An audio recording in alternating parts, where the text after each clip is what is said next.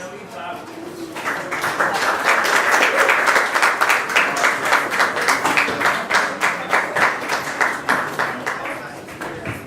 hear me? This is really close. How are we doing? My name is Mitch Krebs. For those of you who don't know me, I am on staff here at Beach Point Church as the music director. And welcome to week 3 in our series Relationships by Design. And I'm really excited about tonight because we're going to be talking about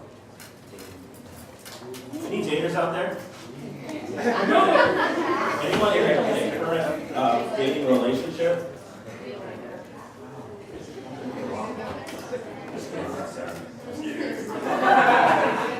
So tonight I'm really going to attempt to tackle the question, what the heck is dating? What is dating? Is it when you go to a restaurant with someone of opposite gender and the guy pays for you, ladies? How about that one-on-one hangout time at a coffee shop? Hold up the quotes. Is it that weird space of time before you are Facebook official? Gustavo was a week ago. Is he not here? No. Probably on the date. I really didn't plan it. That's awesome. How about this question? Sorry. Or is it before the guy says, "Oh, you be my girlfriend," right after the tea you just got done making out with the Whoa, sorry. I'm not sorry.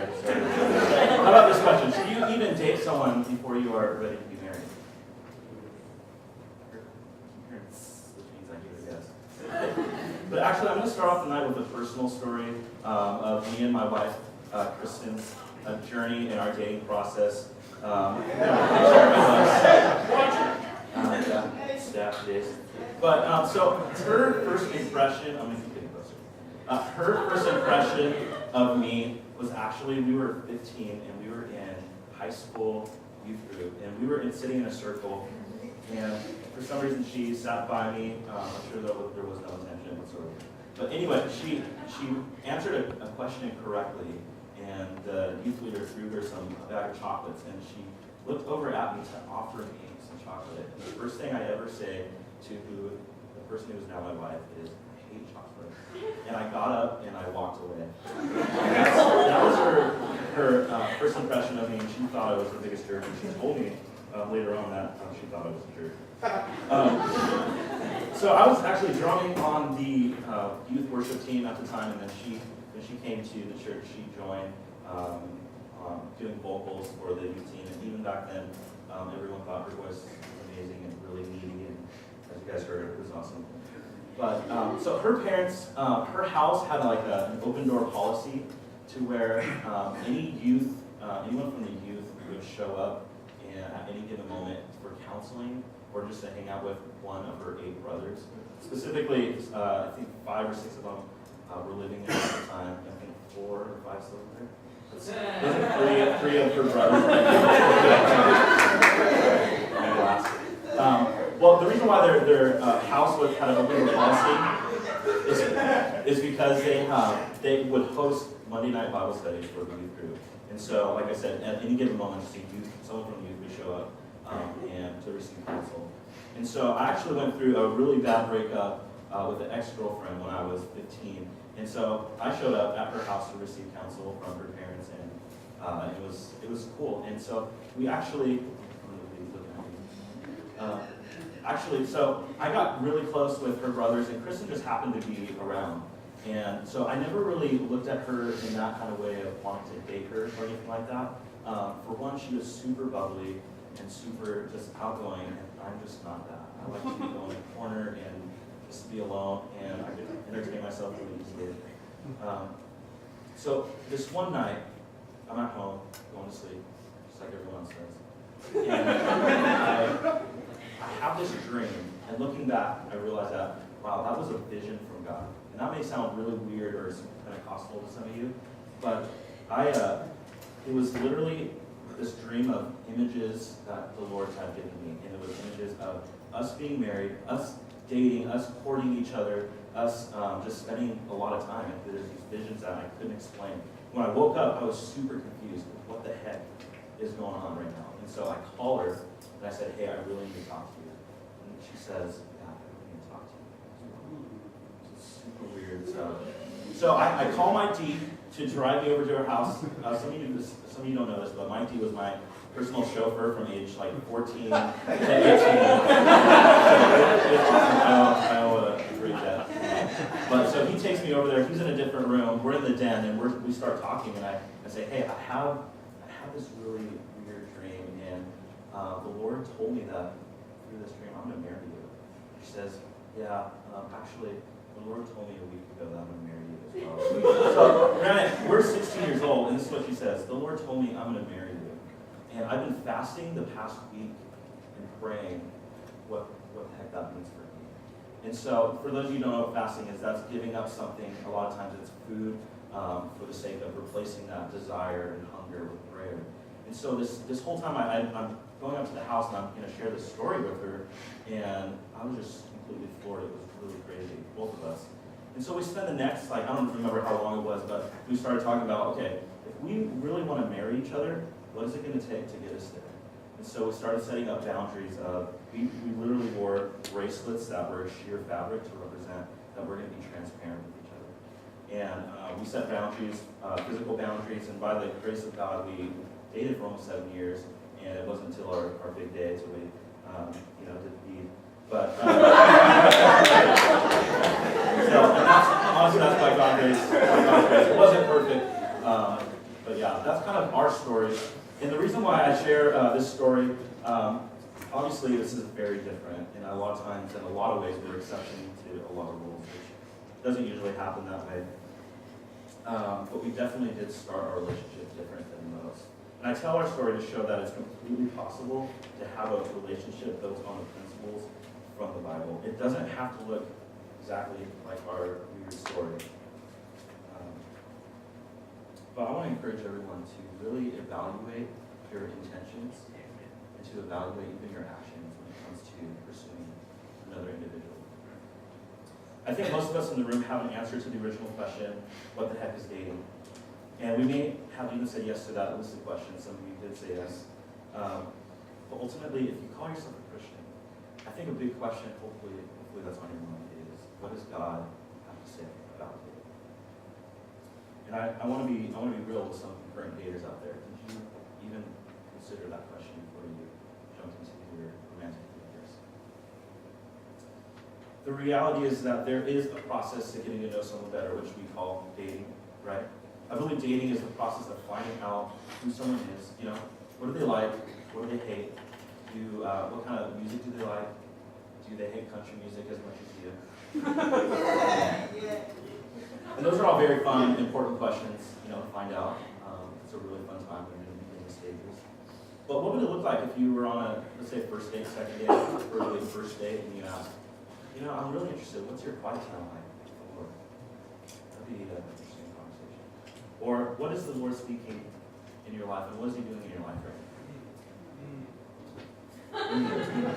I think it can become very easy to assume a lot of times when you're in the first stages of dating, and a lot of times you think this person cannot do anything wrong, right?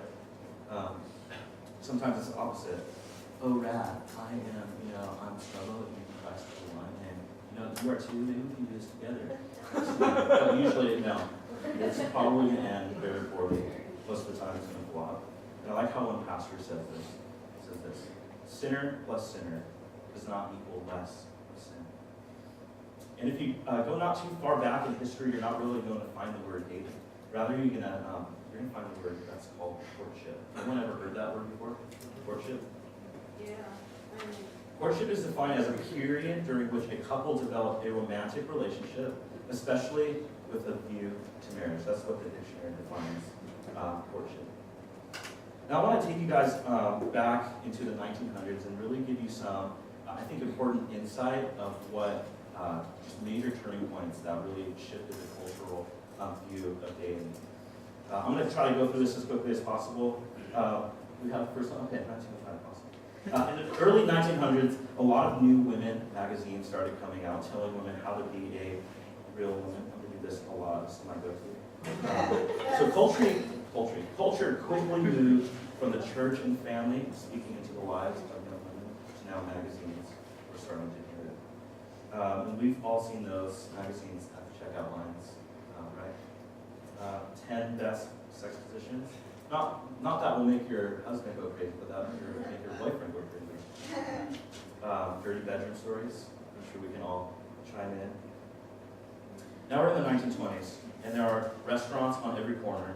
Movie theaters, clubs, among other things are popping up, and people are starting to hang out outside of the homes. And this is significant because if you were courting each other, you would actually be at home with the parents in the living room, and it was this kind of idea where the parents would want to, hey, who is this person? We want to invite them into the family, even in this process. It wasn't this idea of waiting until marriage to kind of enter in this family dynamic. In the 1930s, awesome. Sorry, I love that. Tyler did that. In the 1930s, the automobile becomes way more popular, and now guys can pick up their date or their girlfriend and take them outside of the home and away from their parents. 1940s and 50s, dates are starting to get a little bit more expensive. Getting flowers for the girl was important. Filling up the gas tank, right? Am I right, guys? Paying for dinners. And what would happen over time is that the men would start to feel that they should be owed something. The men would start to feel that they should be owed something. You know, I paid for this and that, and I took you here. Where's my reward? You actually kind of see this in old and newer movies. The guy, right, pulls up to the house, and he's there to drop the girl off, and he leans over to kind of steal a kiss, and the girl will sometimes quickly dodge, and give him the moron face, right? By the way, this is the moron face that my wife has given me. Not that she's given me, but that she's named that I do. So usually, guy leans in, girl dodges, she gives him the moron face, and then sometimes he'll just drive off like this, or sometimes they kiss and then she welcomes him inside.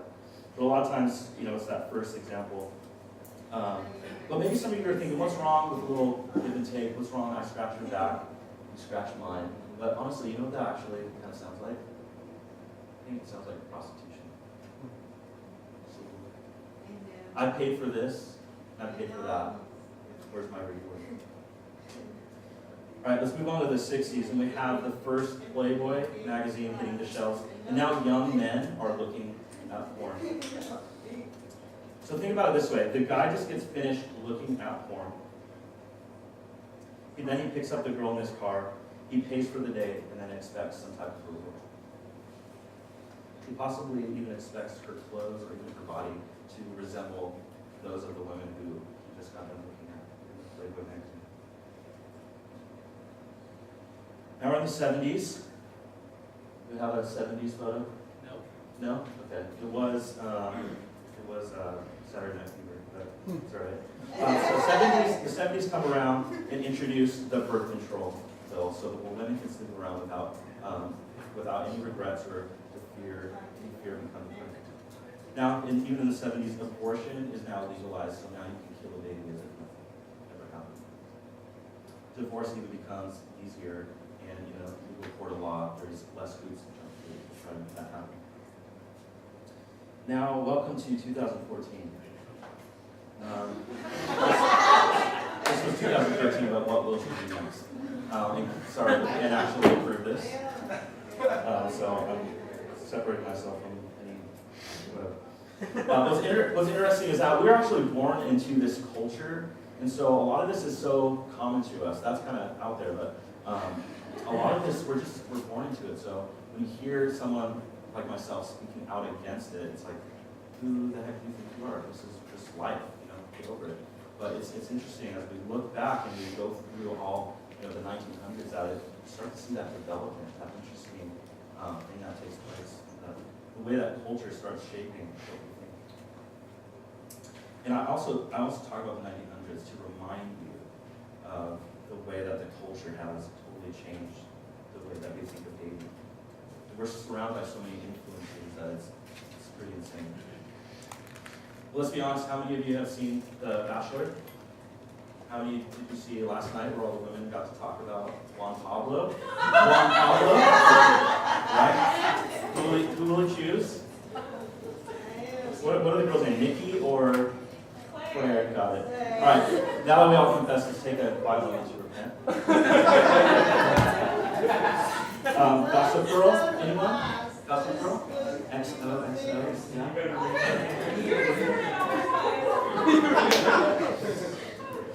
Obviously, this trash is very entertaining and addictive, right? But dang them sermons, though. I think these shows speak. Yes, I am white.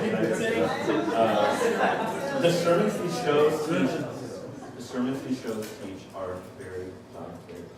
You got to test drive, right? You got to use it before you lose it. You got to make sure we're compatible, right? Or else it's not going to work out. Or maybe the kissing and the sex will lead us to more emotional things. Maybe if I just sleep with him, we'll start looking up about how I feel. And this kind of culture creates the mentality of, I like to call it a consumer, always ready and looking for the next upgrade. Almost seeing your significant other or your boyfriend or even the person you're dating somewhat as a product. We will feel pressure to impress because if I don't deliver, you're going to be off to the next thing. This is why a lot of couples confess they felt pressure or even a need to sleep with their boyfriend or girlfriend. They would say that it was a necessary next step for a relationship to keep going and to keep things progressing. Culture will tell you that these types of relationships bring happiness. The consumer believes that as long as I'm happy, I'm not going to go anywhere. I'm going to stay. But the moment that trials come and we meet, they go. I'm sure all of you know. And happiness is gone momentarily. We're going to peace out. But truthfully, I want you guys to hear this, but truly, we don't merely live for just happiness. And we don't just live to make each other. The way that God has designed our relationships is not just for happiness, but for holiness. Now, what does the Word of God have to say about dating? It's funny. Actually, the Bible has very little to say about dating. In fact, dating wasn't even a concept back then. But what the Bible does talk a lot about is marriage. And I believe that by looking through the lenses of a biblical marriage, we will find incredible principles and standards to help us navigate through our relationships. My assumption, or really my hope, is that we would all agree that the very reason why we are dating someone right now is to possibly find a future spouse. Now, let me ask you right now, those of you who are dating, why are you dating? Is that the truth? Are you looking for someone to marry? Is it possible that you're looking for sexual or emotional fulfillment? Maybe you're looking for acceptance. And do we really believe that these are the type of things that's going to fill us up? Some of us are in the process of pursuing someone, whether that be in the midst of a committed relationship or dating. But regardless, the act of pursuing is taking place.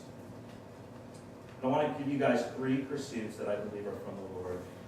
And actually, these 3 things that have helped me and Kristen throughout our journey, even in our marriage. The first one, I think we have a slide for it, but it's remaining pure in your pursuit. To remain pure in your pursuit. 2 Timothy 2:22 says, run from anything that stimulates evil lust. I think mine's a little different. Flee the evil desires of youth and pursue righteousness, faith, love, and peace, along with those who call on the Lord out of your heart. Psalm 119:9 says, how can a young person stay on the path of purity? By living according to your word. I truly believe that Ken, Pat, and Aaron really hit the nail on the head these past few weeks. They made it clear that the number one person, or the person who fills us up and fills our cup, and the fountain that we draw true life from is ultimately Jesus. So I would ask you, how would you rate the relationship with the Lord? Some of you may be scratching your head thinking, why are my relationships ending? Why are they ending so poorly all the time?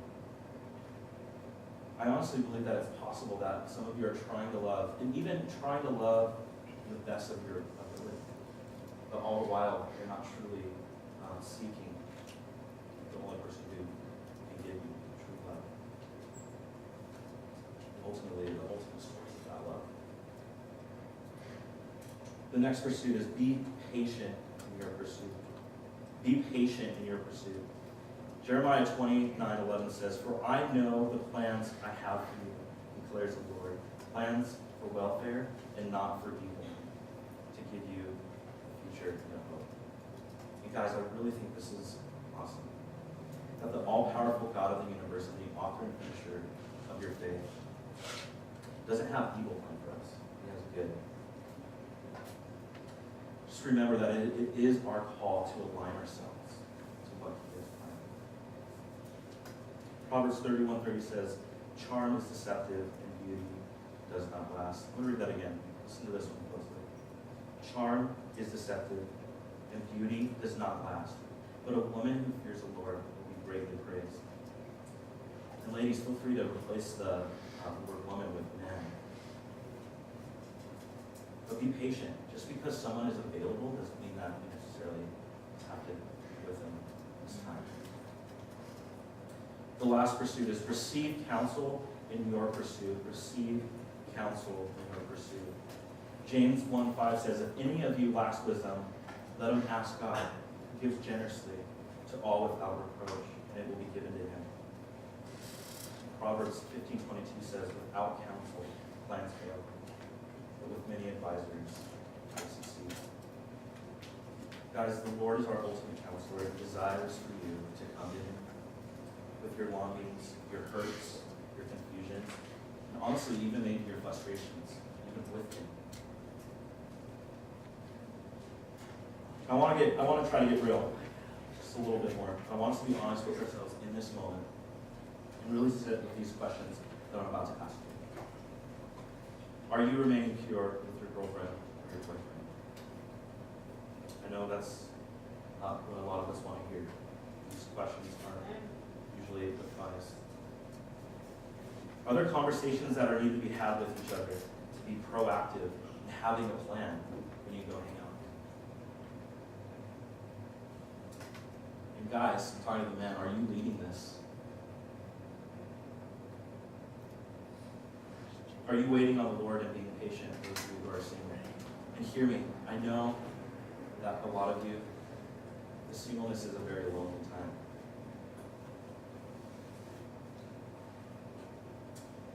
And who is speaking into your relationship? Who are you receiving counsel from? This was so extremely important for Kristen and I. The moment that we said, how can we have a marriage? We were 16. And so immediately, the Lord led us to her parents to speak into our lives and other married couples along the way. I actually want to invite the band to come back up as I close, and I want to end with this. Because of our spiritual condition, because of our sin, Christ had to pursue after us, even before we can even have the desire for Him.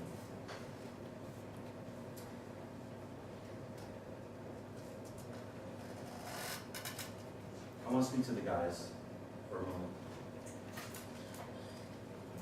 If a husband is to love his wife in the manner that Christ loved the church, then that means our pursuit will be difficult. It will require sacrifice. And it's going to require your leadership. I know it sounds scary, but God does hold you responsible for that journey. He also holds you responsible for growing in those three pursuits. And I honestly don't know where everyone's at, and I don't know what your story is with your boyfriend and girlfriend, and even possibly your marriage. But I do know that a God-led pursuit of each other should mirror the pursuit that Christ did for each one of us. Would you pray with me? Lord, thank you. Thank you for what you're doing here. Lord, and I pray, as hard as some of this is to hear,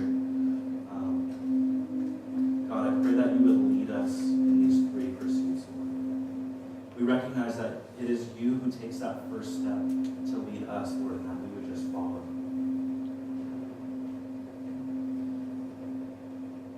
Lord, some of us in here, we need to be awakened